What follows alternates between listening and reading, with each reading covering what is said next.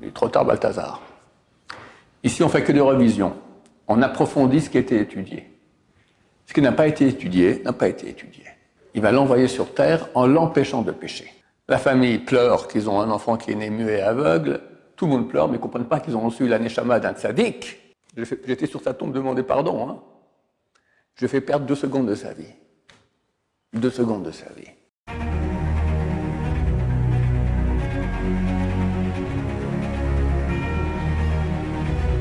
C'est toujours dédié pour le Refoua Shema de Yosef Ben Victoria Bezrat Hashem. Alors, on a ici un élève qui veut nous dire bonjour. Johan. Ouais. Ok. T'as une question? La question, c'est comment bien gérer son temps. Comment bien gérer son temps? Il faut comprendre une chose super basique. C'est que si quelqu'un il a des millions, et s'il ne les gère pas, ils vont partir en fumée. Et comprenant la valeur des millions, donc il met en place une gestion très serrée. Il ne faut pas perdre l'argent, au contraire, faire fructifier cet argent-là. Il faut savoir que le temps, il vaut bien plus que l'argent. Le temps, c'est la vie.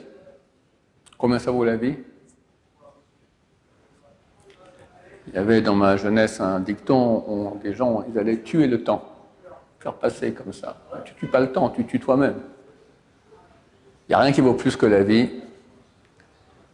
Et chacun s'aimant, c'est la base, c'est s'aimer soi-même. Il ne veut pas perdre sa vie. Il y avait un grand sage d'Israël, Rav Naftali Trop, il s'appelait. Et c'était environ il y a un siècle. Et il était très malade. Proche de la fin de sa vie. Et tout Bnei Israël, on essaie de prier pour lui, et les élèves à lui ont fait une sorte de proposition que chacun donne une partie de son temps en étude Torah pour la refoua du Rav. Bon, un donnait une semaine, un donnait un mois, un donnait 2 jours, d'accord. Ils sont allés voir le grand de la génération, le Chafetz Chaim. Il a beaucoup réfléchi. Il a dit, je donne 1 minute. Tout le monde est super étonné, quoi. Enfin, c'est un grand d'Israël, donnez-lui plus. Il dit, mais si moi je donne, alors c'est pas pour moi, c'est pour lui. Comment je peux donner plus? C'est ma vie. Et ça, c'est une appréciation très juste des grands d'Israël. Comment on peut perdre son temps? C'est écrit que Dieu est prêt à pardonner l'assassinat, l'adultère. C'est pas l'adultère, c'est la rayotte, mais en français ils disent adultère, mais c'est des menteurs, d'accord? C'est toute la relation sexuelle interdite. Les gens veulent dire l'adultère c'est interdit, mais sous-entendu le reste ça va. Non, tout est interdit. Et l'idolâtrie. Mais il n'est pas prêt à pardonner Bitul Torah. C'est quoi Bitul Torah? Que je perde mon temps au lieu d'étudier. Le but d'un juif, c'est se sanctifier, se rapprocher de Dieu. Réaliser dans la petite vie qu'il a ici, parce que notre vie elle est extrêmement petite. On croit qu'on a le temps, on n'a pas le temps. Demandez les gens qui sont vieux, ils vous diront que la vie s'est passée comme ça. Voilà, moi j'ai fêté mon anniversaire la semaine passée, je suis plus très jeune, et ça passe très vite, beaucoup trop vite. Et après, on passe dans un monde infini. Infini. Et on va faire une mitzvah. Dans l'Amaba, la réalité c'est Torah. C'est ça la relation qu'on a avec Hachem, connaître Hachem. Connaître quelqu'un, c'est connaître sa pensée. La pensée de Dieu, c'est la Torah. Maintenant, toi tu as étudié, tu as fait un traité, je sais pas moi, Megillah, et un matin tu n'es pas venu. Il te manque une page. Tu vas au Lamaba, ils vont étudier Megillah. Il arrive à la page, tu comprends rien. Mais j'aimerais bien comprendre. Il est trop tard, Balthazar. Ici, on ne fait que des revisions. On approfondit ce qui a été étudié. Ce qui n'a pas été étudié, n'a pas été étudié. Bon, alors qu'est-ce que je fais? Tu ne peux rien faire. Et tu peux te taper la tête dans le mur, parce qu'il y a aussi des murs pour ça dans l'Amaba, j'imagine, pour se taper la tête dedans. Des milliards d'années. cette page qui te manque, plus jamais elle reviendra. Plus jamais. Il y a une chose qui peut arriver, mais qui est extrêmement désagréable, c'est un Gilgoul. Revenir en réincarnation pour faire cette page de Gemara. Il y avait une histoire authentique avec le Rav Moshe Feinstein. Moshe Feinstein, c'est le grand de la génération en Amérique, Zatzal. Et il y a un bon juif qui a fait tchouva. Et il rentre à l'Yeshiva, a commencé à étudier, etc. Et il rentre le Shabbat à la maison, une fois toutes les 2-3 semaines, et il étudie. Il prend un grand bouquin comme ça, il commence tout ça, puis il a l'air content. Son père, il ne comprend rien de ce qui se passe, mais c'est intéressant. Son père était boxeur. Pas tout à fait le même job. Puis il le voit comme ça, un Shabbat, 2 Shabbats, 3 bouts, il dit, moi aussi, moi, comme toi, papa, non, c'est difficile, c'est la Gemara, c'est même pas de l'hébreu, c'est araméen, c'est compliqué. Non, mais je veux aussi. Bon, alors le fils a demandé au Rav Moshe Feinstein, qu'est-ce que je fais avec mon père? Il veut étudier. Ah oui, tu étudies avec lui aussi, le pauvre, il a le droit aussi à avoir un peu de Torah. Donc, ils ont commencé, ils ont fait, après quelques mois, parce qu'il rentrait que le Shabbat, un Shabbat sur 2 ou 3, etc.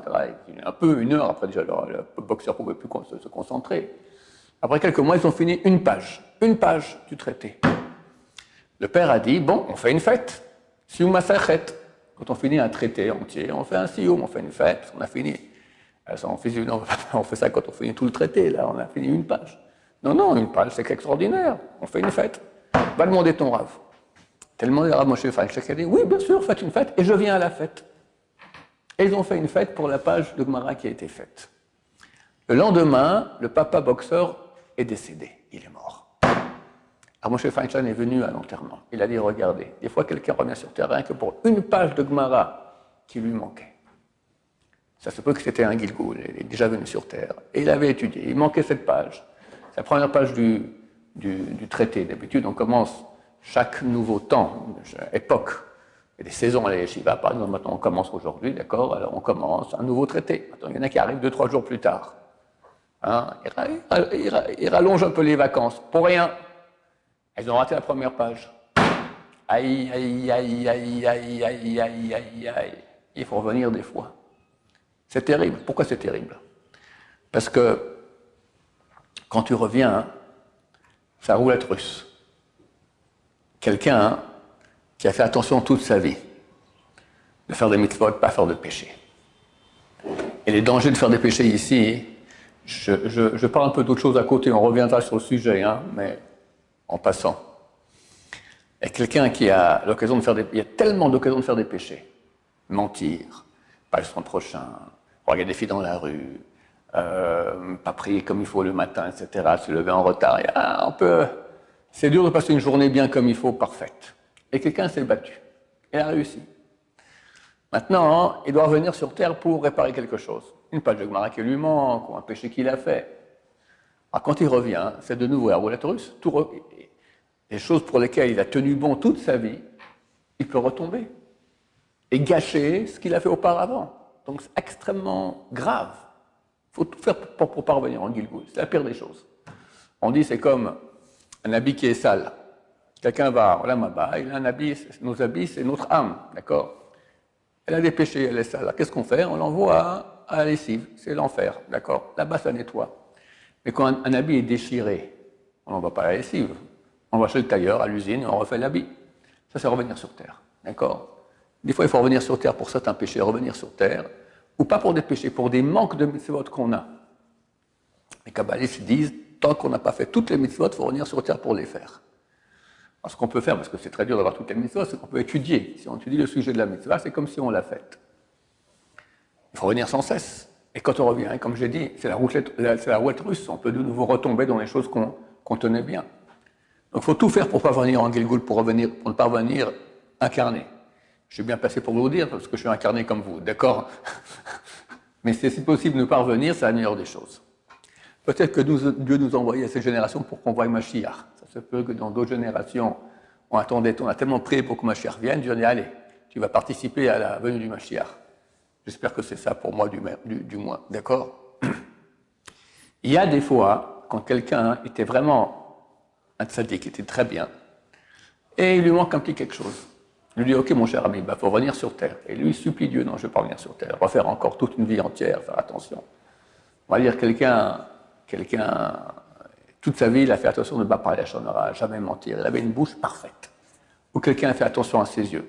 Jamais regarder les appareils pourris, jamais voir dans la rue des filles pas bien habillées, etc. Il fait super attention à ça.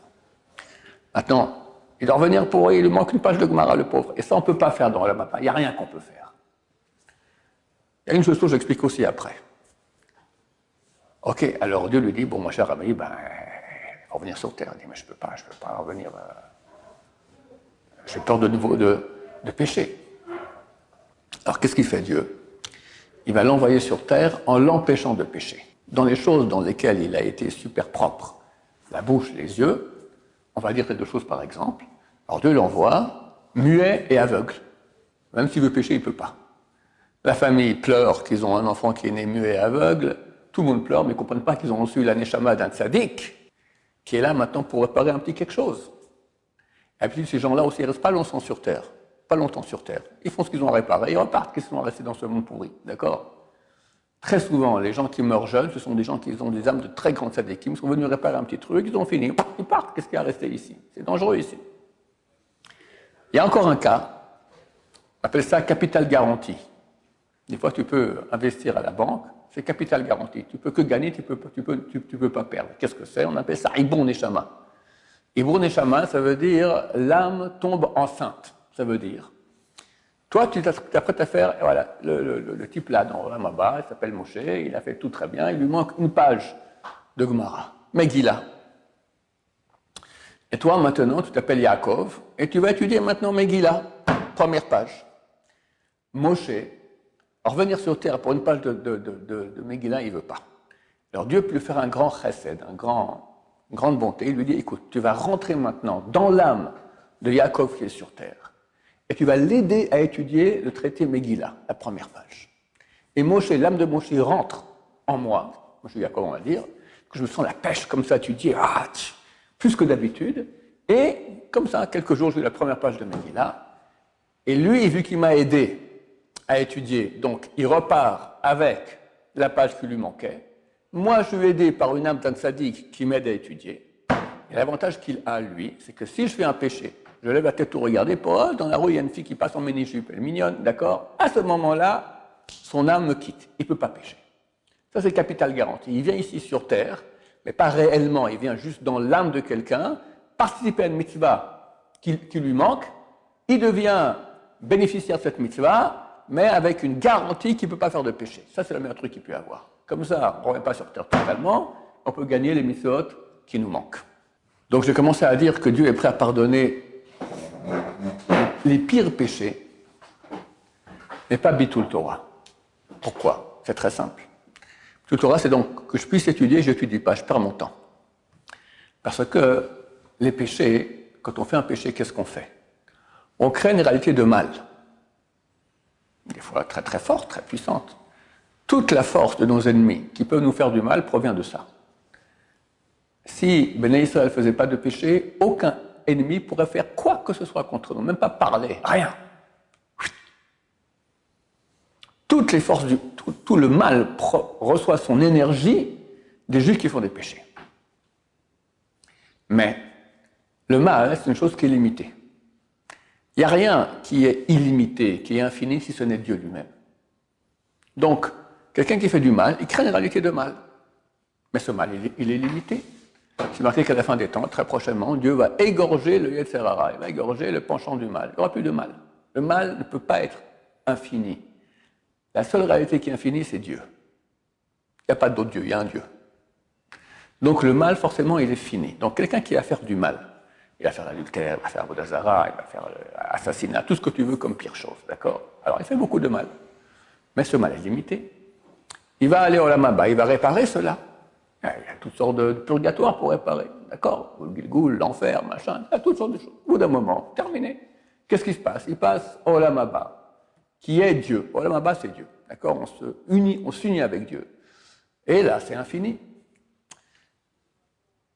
Maintenant, quelqu'un lui manque sa fameuse page de traité Megillah.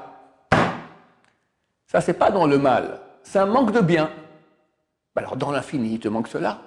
Et c'est un manque qui est infini. Jamais tu l'auras.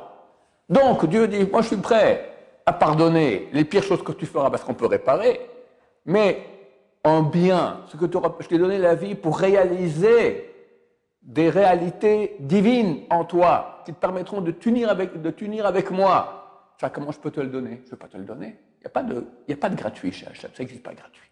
Ça n'existe pas. On t'a donné l'occasion, il fallait faire. T'as pas fait, t'as pas fait. Le gars du village, il dit une chose affreuse. Il dit que lorsque l'homme décède, alors on l'amène, on fait une oraison funèbre, tout le monde est là. Après, on le prend dans une civière et on va l'enterrer. Il dit que la souffrance de l'être humain à ce moment-là, qui est dans la civière, le décédé, elle est terrible. Parce qu'il est extrêmement jaloux des gens qui sont autour de lui, qui peuvent encore vivre. S'il pouvait parler, qu'est-ce qu'il hurlerait? Perdez pas votre temps, voilà, moi c'est fini. Vous comprenez que ça veut dire un beau jour c'est fini? Fini. Tu veux dire Amen à une bracha? Trop tard, Balthazar. Tu étudies une page de Gemara? Trop tard. Kaddish? Trop tard. Prier à Dieu? Trop tard. Faire quelque chose, donner à Tzedaka? Trop tard. Fini. Pour l'éternité. Et même si on dit non, mais on peut revenir en Gilgoul, sachez que ce n'est pas nous qu'on revient en Gilgoul. C'est une partie de notre âme, mais ce n'est pas nous. Quelqu'un revient en Gilgoul dans 10 corps. D'accord? C'est parce que nous-mêmes, on a plusieurs corps dans lesquels on est en Gilgoul. Ok, vient la résurrection des morts. Qui se lève? Le dernier, le premier, le moitié? Qui? Tous se lèvent. Tous les corps se lèvent. Mais ils ont la même âme. Réponse non. Ils ont la même âme, mais des parties différentes de la même âme. Donc, quand même toi tu reviens en Gilgoul, c'est pas toi, ça sera un autre, avec un autre corps, qui se relèvera à travers le métier. Ah tiens, on est cousins, t'étais mon Gilgoul avant. Bon, ben, ok. Mais on n'est pas le même, on a la même source. Donc, la vie, elle est unique. Dès lors, quand tu poses la question comment gérer le temps, mais il n'y a rien au monde qui nécessite une gestion. Les grands d'Israël, c'était phénoménal chez eux, le temps. Une fois, on avait besoin que le Rav Yosef nous fasse une approbation. Alors il recevait les gens, et un prof qui était là un temps, il est rentré avec moi et il filmait, d'accord? On voit le Rav Yosef, oui, il fait une bénédiction. Alors il m'a dit, regardez, quand on vous appelle, je rentre vite, et comme ça, après, quand vous rentrez, je peux vous filmer quand vous entrez. Alors on appelle Shaya. Ok, il rentre vite. J'attends une seconde, tout ça. Et il rappelle, Shaya, de nouveau. Oh, j'entre. Le Rav, il m'a regardé avec un regard, Hachem terrible. J'étais sur sa tombe demander pardon. Hein. Je lui ai fait perdre 2 secondes de sa vie. 2 secondes de sa vie. Parce que ce prof-là, ce Rav, m'a dit de rentrer et il allait me filmer. Mais le Rav, il n'a pas perdu son temps. Je lui ai dit, on t'appelle, tu viens. Qu'est-ce que je dois rester comme ça à regarder les moustiques voler pendant 2 secondes de ma vie? Le Rav Eliashiv, le grand de la génération, Ashkenaz. La nuit de Shavuot, les gens étudient toute la nuit. Idem à Hoshana Rabbah, lui faisait pas ça. Il a calculé que s'il faisait ça, il étudierait 1/4 d'heure de moins de Torah. 1/4 d'heure de moins de Torah. Il n'y a pas de discussion. Ça passe avant tout, étude de Torah avant tout. Alors tu ne fais pas la nuit, ben, je ne fais pas la nuit. Mais 1/4 d'heure de Torah, ça passe avant tout. Aïe, aïe, aïe, aïe, aïe, aïe, aïe, aïe, aïe, aïe, aïe, aïe. Voilà. Donc ça nécessite une gestion au millimètre. Comment? J'ignore. Il y a toutes sortes de personnes, toutes sortes de gens, toutes sortes de... Le but étant de gagner le plus au niveau spirituel. Le premier homme a été maudit. Tu mangeras du pain à la sueur de ton front. Le travail, c'est une malédiction. Il y en a qui adorent ça. Ils font des études. Déjà le bac, je ne te dis pas. D'accord? La perte de temps totale. 1515 Marignan, 1500, ça ne sert à rien dans la vie. Puis après, tu fais des études, bac plus 7, bac plus 8, d'accord? Pour avoir un bon travail et bosser toute ta vie. Même pas pour toi, pour une boîte, oh, tu reçois une belle paye. Mais c'est une malédiction. Tu fais un bac plus de malédiction. Malédiction. Il faut gagner sa vie. Ok, mais tu fais le minimum qui gagne un minimum et le reste du temps, tu remplis ta vie. L'argent que tu as gagné, il vaut rien au MABA. Rien, rien. Et toi-même, tu pleuras sur cet argent. Très souvent, il y a des gens qui laissent de l'argent ici à leurs enfants, d'accord, héritage. Dans la majorité des cas, ça fait des bagarres terribles entre les enfants. Terribles! Ça aurait été mieux qu'il n'y ait aucun héritage. Au malheur de celui qui est décédé, lui, il est très triste de ça. C'est terrible de voir ses enfants comme ça, parce que là où on voit tout ce qui se passe ici, hein, il voit très bien. Il dit, non seulement j'ai perdu ma vie pour cet argent, en plus maintenant ça fait des problèmes pareils, mais j'étais idiot. Oui, tu étais idiot. Mais Dieu a créé le mal. Et le mal, c'est un très très bon vendeur. Et il vend au monde bosser, bosser, bosser, bosser, bosser, bosser. Sinon, tu es un nul. Et nous, on dit bosser au minimum. Rien. Ce qu'il faut. Le reste, se remplir. Se remplir. Parce que le travail, qu'est-ce qu'il te donne? Il donne le moyen de vivre ton corps. Très bien. Alors, je ne dis pas qu'il ne faut pas. Il faut. Mais le minimum. Tu manges, tu dors, tu vas de temps en temps en vacances, ce qu'il faut, d'accord, normal. Mais encore plus, et encore plus, et encore plus pour le corps. Mais le corps, c'est rien.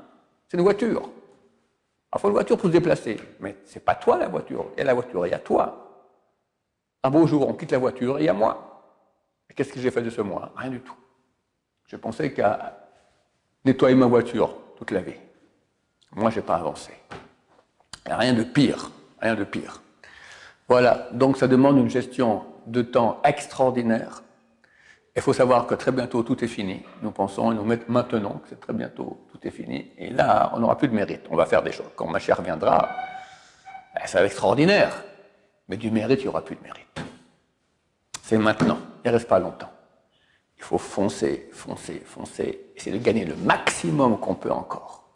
Après, ça sera trop tard. Quand ma chère vient, c'est comme la mort. Comme la mort. Pourquoi? Qu'est-ce qui se passe à la mort? Le corps est enterré. Avec lui, le mal est enterré, avec toutes ces pulsions mauvaises qu'il y a dans notre corps. Et tu vas au Lamaba, tu vois Dieu. Tu n'as plus de serra, tu n'as plus de mauvais penchants, tu n'as que la vérité. Et tu reçois la récompense de tout ce que tu as fait en bien. Bon, très bien. Mais faire, tu ne peux plus rien faire. Quand ma chère vient, c'est la même chose. Exactement. Le mal va être égorgé. Il n'y aura plus de mal, plus de mauvais penchants, il n'y aura que le bien. Il y aura un dévoilement de Dieu extraordinaire. Tu verras Dieu, on va kiffer à fond. On va progresser sans cesse, mais pas par notre mérite. Dieu va nous monter, comme dans la Maba. Mais tu n'as plus de mérite. Le mérite, c'est maintenant. Quand il y a la guerre, quand il y a le challenge, quand tu as un SRA qui dit non, allez, va faire un tour, va boire une bière, va avec les copains, tout ça. Perdre ton temps. Voilà. Donc la guerre, elle est pour pas longtemps encore. Il faut profiter pour marquer encore les derniers points. Tu as une question? Par rapport à la page 2, Mohamed Megillah qui manquerait.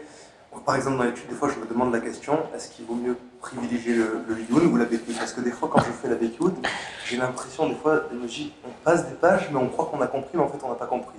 Bekiout, ça va donner une vue plus générale, mais des fois, on croit qu'on... Par exemple, il y a quelqu'un qui va parler d'un texte en Gemara, on se dit, mais en fait, c'est pas vraiment ça. Quand on voit le Liyun, ça voulait dire complètement autre chose. C'est une question que je me pose de façon très très difficile. C'est écrit que ce qu'on a étudié en Bekiout, donc de façon superficielle, dans la Maba, on va nous l'enseigner plus profond. C'est écrit. Et d'un côté, j'ai vu des gens aussi qui ont appris le chasse plusieurs fois, mais des ignorants avec diplôme, d'accord? Idiot, rien, il ne sait rien le type. Même le texte qu'on dit à la fin, après qu'on finit un traité du Talmud, il disait tout faux, d'accord? Il ne savait rien du tout. Alors il a fini plusieurs fois le chasse, mais c'est un ignare, donc on ne peut pas être ignare non plus. J'ai trouvé le bon. Dans les chivotes, ils font une partie étude profonde, une partie Bekiout plus superficielle, mais plus rapide. Voilà. Alors, je crois qu'au début de la vie, il faut quand même laisser du temps pour étudier plus profondément, apprendre comment étudier, connaître. Et puis, à mon âge, déjà, je pense qu'il faut aller plus vite parce que. Hachem Yazor. Voilà. D'autres questions, messieurs? Ok, que nous aide à gérer le temps, à le remplir notre vie, pas le temps, notre vie, à la remplir d'Hachem pour jouir infiniment d'Hachem. Amen, Kenny Ratson.